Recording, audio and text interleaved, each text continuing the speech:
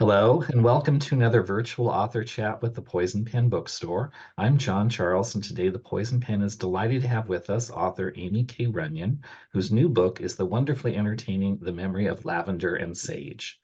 Before we begin today, the Poison Pen does have copies of The Memory of Lavender and Sage on order, and we would be happy to hold one for you or put one in the mail. Just give us a call or go online to the Poison Pen Bookstore. Now I'd like to welcome Aimie Runyon. Hi, thank you so much for having me, John. Thank you for joining us today. My first question for you is, I'm fascinated as a reader as to how writers get where they're at, because it's not an immediate jump. There's a journey. And I know you wanted to write books back in the third grade, but some things happened to you between then and your first book. Who was Aimie before you became published? Before I came published, I was a public school teacher. I taught French primarily for, oh gosh, almost a decade or a little over a decade. And I also did a bit of English and public debate, like public speaking and debate. So it was a great deal of fun, and I loved working with teenagers because I was primarily doing high school. And I transitioned to teaching online when I became a mother. And Mhm. that was definitely good for the whole work-life balance, or at least being able to be present for my kids when they were really tiny. But and I actually, part of the reason I transitioned from the public school, the in-person teaching, was also I have pretty significant hearing loss, and so transitioning to kind of more of an online situation makes it a lot easier. Yeah. That's good. You also, your academic background is in French too. Is that correct? Yes, yes, I have a master's degree in French from the University of North Texas, and I had a great deal of fun on my thesis, which led to my first book. I got to study in Quebec, studying about feminine immigration from France to Canada in the late 1600s. And that really led to the inspiration because it really was like government sponsored immigration for women because they wanted to populate the colonies. And so, yeah, that really, everybody thought, why are you majoring in French? It's really not all that practical. But every book I've written has more or less been because of that degree. Yeah. Um, and your first book was Promise to the Crown, which, Yes. if I understand correctly, came about from a short story. Yeah, I actually wrote it because I was taking a couple of creative writing classes. Gosh, it was back in 2003. I took a couple of them when I was working on a degree program at Indiana University. And they have a wonderful creative writing program there. So I took advantage of being able to take a couple classes there. And it's where I also learned about, the women who were sent over as essentially mail order brides. And so, I wrote this kind of introduction as, this opening chapter as a short story. And everybody said, "This is great, Aimie, but it reads like the first chapter of a novel, not a contained short story." Because it was the character Nicole's moment where she's standing on the edge of her father's fields, and they realize that to try and plant again would be a waste of seed, and she's got to find a way to, if she can't help her family, at least not be a burden on them. And that's why she makes the decision to go overseas. And so, for each of the characters, I kind of did write out, even though it didn't all end up in the book, that pivotal moment when they decided to leave. How did your manuscript get into a published format? Was it an overnight sensation? Was it more of a long journey? Well, I started that short story back in 2003, and I basically let it sit in a drawer for 10 years. I'd pick it up and drop it from time to time, but I knew I really did want to turn it into a novel at some point. But I got busy teaching, and I got married, and I had a couple of kids, and life got in the way. But then finally, when my daughter was sleeping through the night, I said, "You know what? I'm 33 years old. I really want to do something. I can't like go travel off to the Taj Mahal with two tiny kids, but I can finish a novel while they're napping." And that's what I did. I'd get my work done in the morning, and then while they were napping in the afternoon, I'd take an hour or two to get in, 1,000 words, couple thousand words on a good day. And then, I decided if I enjoyed it, I'd keep going. And I did. And, it took 6 months to finish a really bad draft, a few more months to make it less terrible. And then I went to a writing conference, Rocky Mountain Fiction Writers, and I made some contacts there, polished it again. And a few months after that, I found an agent. few months after that, we had a book deal with Kensington. And those books were not an overnight success. But the smart thing they did, because I moved on to Lake Union because it was, clear they, Canadian colonials weren't going to be the next big splash, sadly. And so I decided, I was talking with my agent. I said, what should I do next? And she's like, World War II is on the rise. Because this is 2017, 2015, actually, when I started this, 2016, actually. And so it was before the big glut of World War II. And I said, well, what about the Russian female fighter pilots? And she said, that's your money pitch. Write that book. And we pitched it to Lake Union and they did great things with it. But Kensington was very smart and started discounting my first two books. And so that they would, basically come up on the algorithms with Daughters of the Night Sky.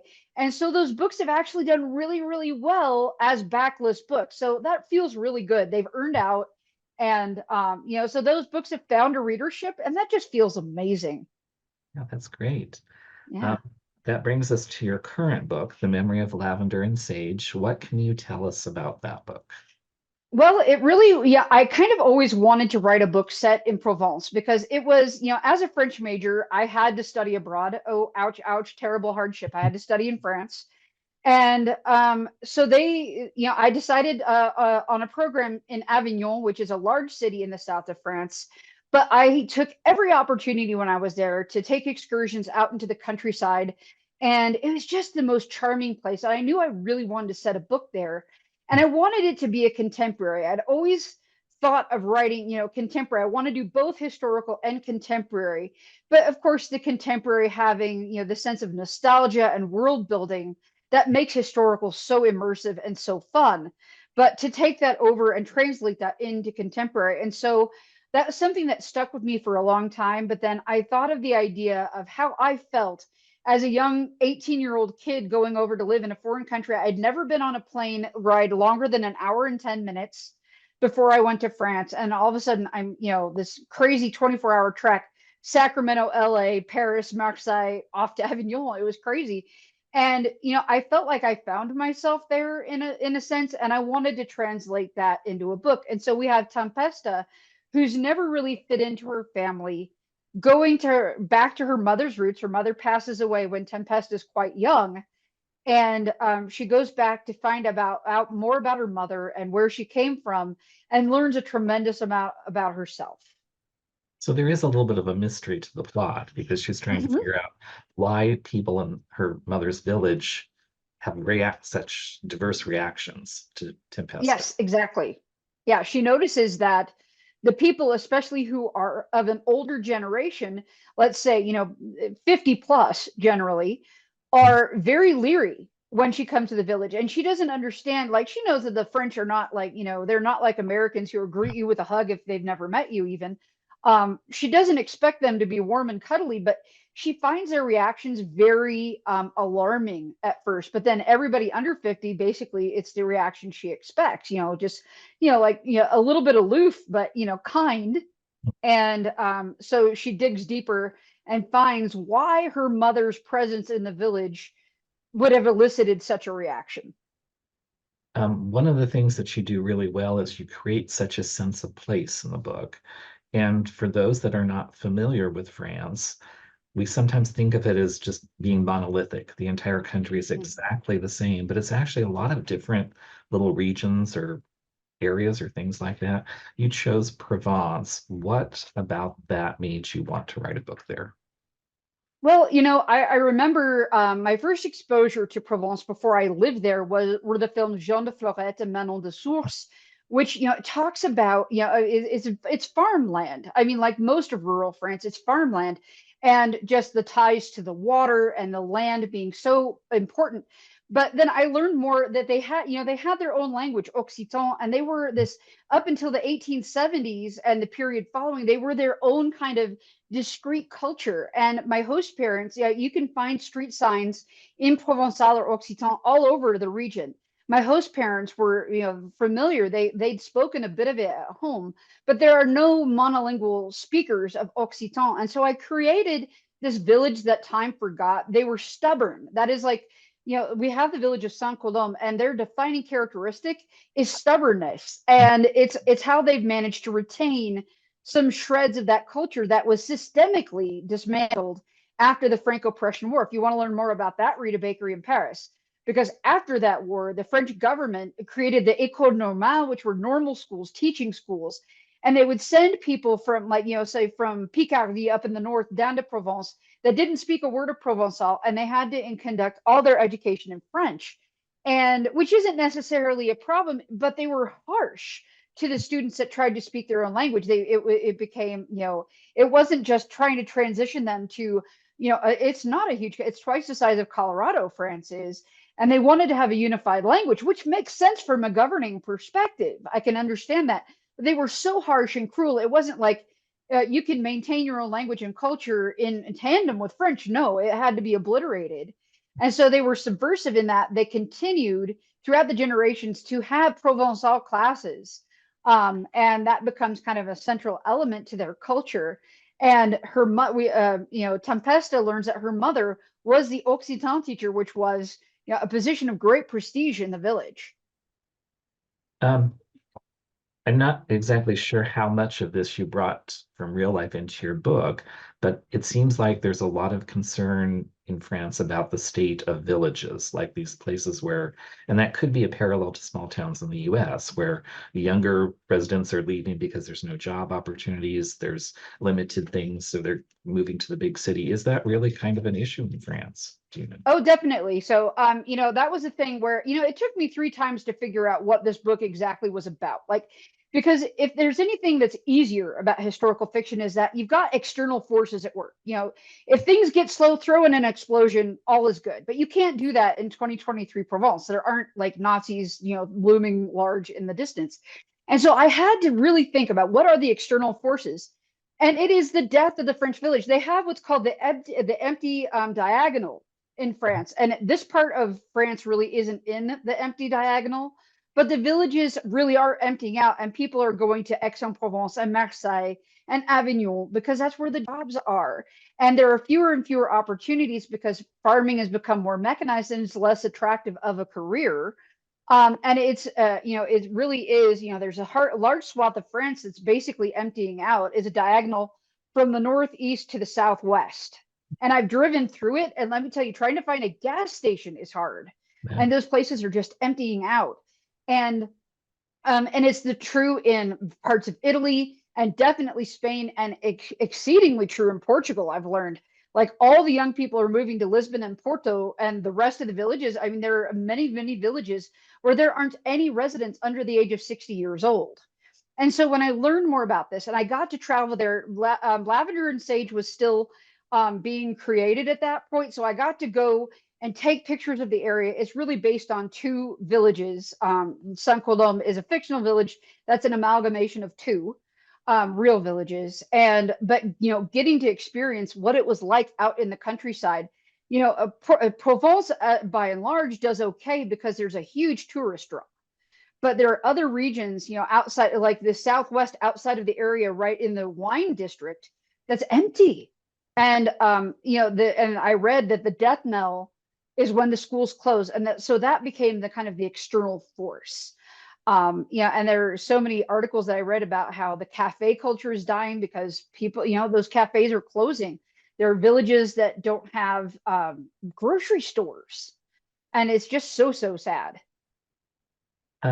Your previous books were historical novels, which Mhm. require research and sources.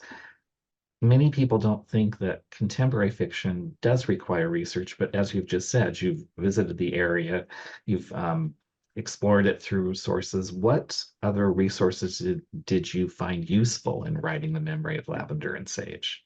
I lived, and this is a resource I use for all my books, but it's particularly useful for contemporary, is I live on Google Maps. Okay. I mean, and Street View, and really trying to immerse myself because I can't go over, as a mom of young, tweens, Mm. and I've got responsibilities here in the U.S. I can't just go park myself in the south of France and write a book for a couple months, as wonderful as that might be. I can't do that, and so really, parking myself in front of Google Maps and really getting a sense of place, I found to be extremely useful. In the book I'm working on now, I've been haunting, believe it or not, like vacation rental sites to find actual places because it's a travel story and she's going to several locations, and just finding actual listings where I could set the story, and and finding actual places and actual things to, and I can fictionalize it as much as I like, but having the bones of actual things that exist, I find makes it far more real and tangible, because the old expression, "the truth is stranger than fiction," has to bear true, because fiction has to be extremely believable. Um, and so that's been, kind of my goal is, the setting is a character in my books. The setting absolutely is a character, and it has to be. It comes through definitely. One of the other anchors to this book, and I think many of your other books, is food. You kind of celebrate the culture of France through Mhm. its cuisine. Was that a conscious choice, or did that just come about because that's the way France is? Well, I mean, a bit of both. Because interesting story, and I may write a book about this someday, is that I was the world's pickiest eater as a child, and nowadays I'd probably get diagnosed with AFRID, which is, extreme food avoidance, except for a certain very specific group of foods. And it was when I went to France that I learned to eat, and so I associate it like emotionally with good food. And but I mean, I think the trend, or my turning my career toward foodie fiction, has definitely been a conscious decision. And I actually had to take a food description out of, because I am writing. I have a book coming out in September, Mademoiselle Eiffel, that has nothing to do with food really. And I had a food description, and my editor said this belonged in a bakery in Paris. Take it out, put it up on your blog or something. But so this is not the lane for that, which was funny. But I do love, I think it adds to the atmosphere. And people enjoy food. I mean, it's a common element, and it is, we talk about cultural appropriation. I think the one area of our lives that we have to exclude from that entire discussion is food, by and large, because that is what we share with each other. That is how we as a common species can bond. And so I like bringing that forth in my book. I love cooking, and I love exploring the flavors of various places, and it's just a delight to bring them to the page. And there are actual functional recipes in the back of The Memory of Lavender and Sage, which is a great deal of fun. Yeah, they look wonderful. Was how exactly do you go about developing them, the recipes in the book? Do you know particular things that you want in advance, or does the story dictate I need to have a pesto recipe or something like Well, that? the pesto being, okay, so a large theme throughout the book is, I mean, you look at the title, lavender and sage, those are herbs. And so there's a large element of herb, a large kind of symbolic thread with herbs throughout. And each of the herbs, especially, because we know that flowers in the Victorian era all had their meaning, so do herbs. Oh, And basil is the herb of love. So it comes up a lot, and it's tricky to grow. I grew my own herb garden here in Estes Park, Colorado. Let me tell you, it's a trick, because our growing season is about a week and a half. And it's a tricky herb to grow, and it's a great fun one. But pesto, and it ends up solving a conflict, this magic pesto of tempestas. And it was something I really wanted to play with. So all the recipes that come forth in the book, because she has this amazing herb garden, they come up a lot, and so all the recipes have something herbal about them. And so I played with them a lot, and I knew that pesto was where I wanted to start it, because it's so herb heavy. I mean, it basically, for those of you who don't know, pesto is basically a ton of basil, a bit of olive oil and garlic and pine nuts, and you blend it all up. And it's easy, it's accessible, and it would be a good place for her to start. And she's a food critic. And yeah. so and that's a kind of a fun part. I love the early chapters set in New York when she's a food critic. I loved writing those. And she and she has a different relationship from food, but she's trying to get away from the kind of corporatized relationship to food that she had when she was writing for a newspaper in New York, Yeah, I thought and connecting with that.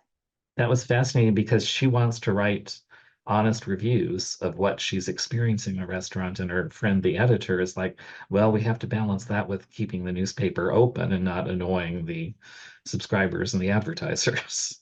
Yeah, the sponsor, they're major advertisers in the paper, and it's just the reality. Newspaper is such a hard medium anymore Hmm. that, I mean, I'm a huge fan of Ruth Reichel, and I've read her work, and Yeah. she's just amazing.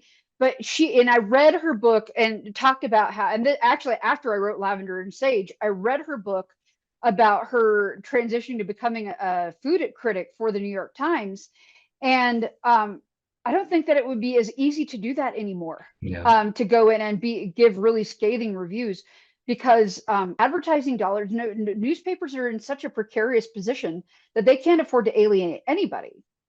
She has a new novel coming out in April Yeah, called. I've read it. I got a NetGalley copy, the Paris novel, and uh, it's brilliant. She's just amazing.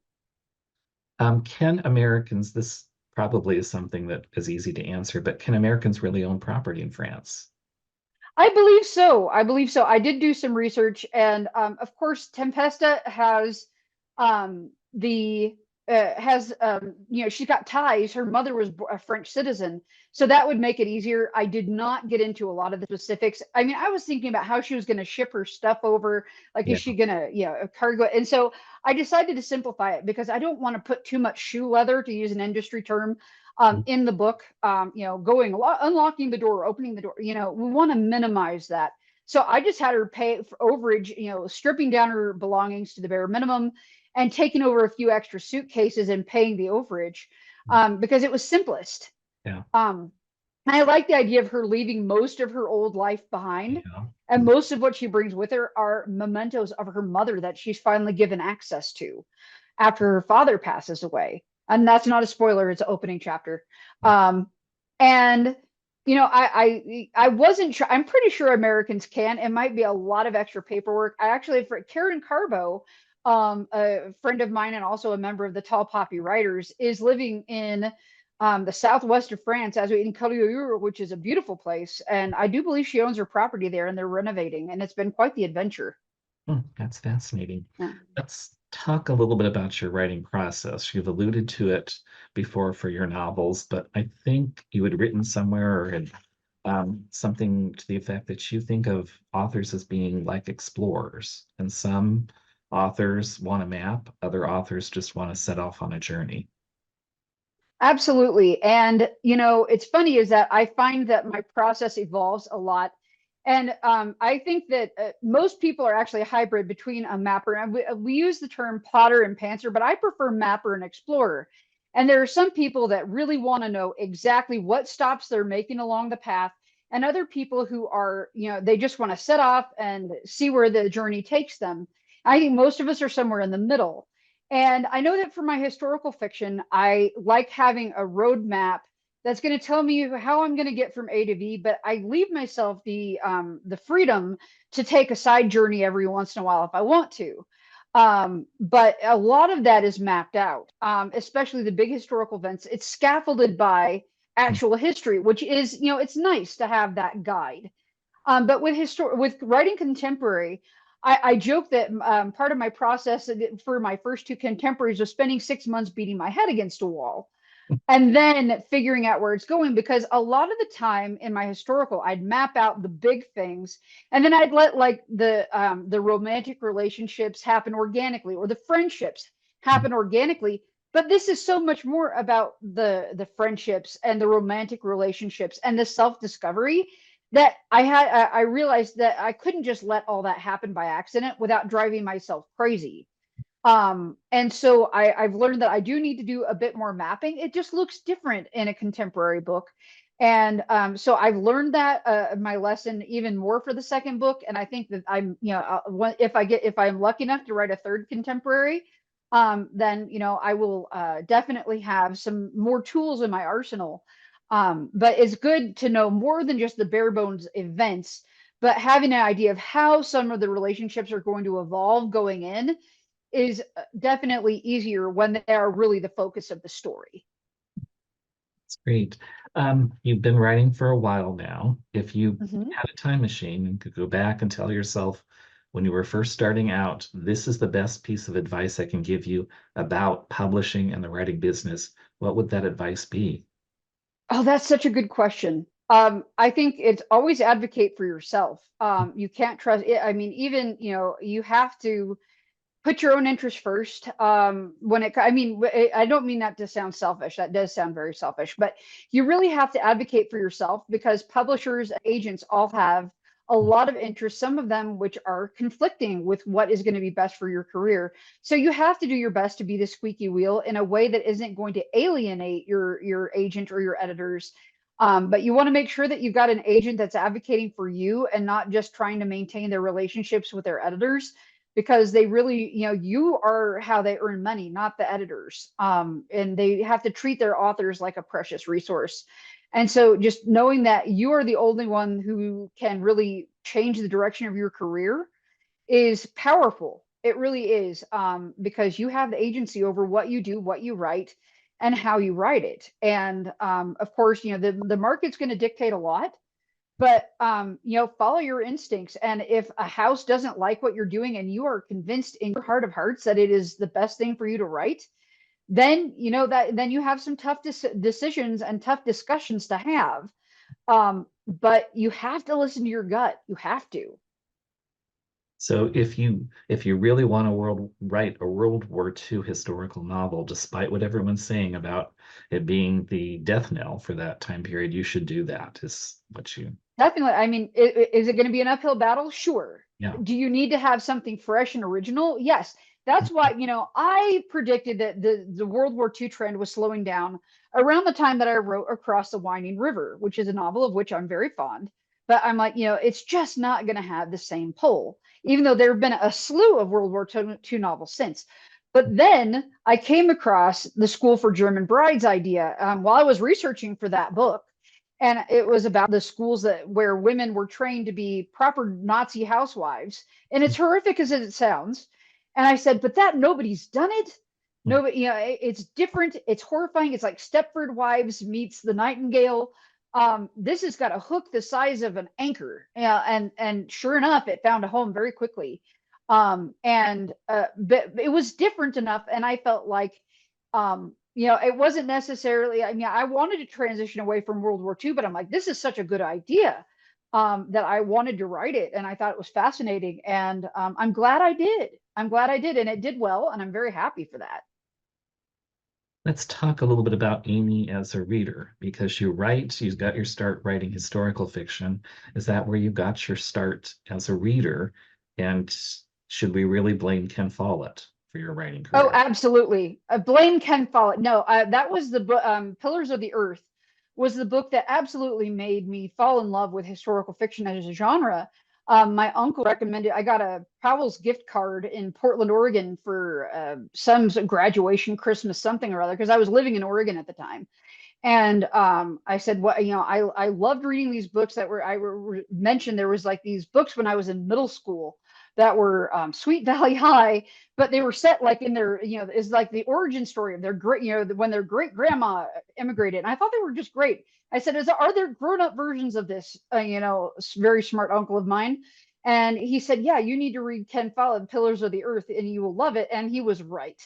And that was one of those books that became, kind of my, one of the core pieces of literature that influenced me as a human being. And if you're a writer, his masterclass, Ken Follett's masterclass on BBC or whatever, so much fun, and really insightful.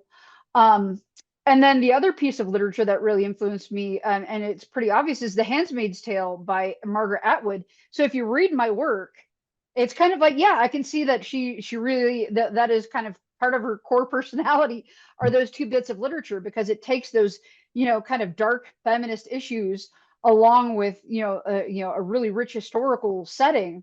And that's kind of what I try to accomplish in my work. But yeah, I absolutely, from the get-go, have been drawn to historical as a reader. And I think that that's the biggest, that's another piece of advice.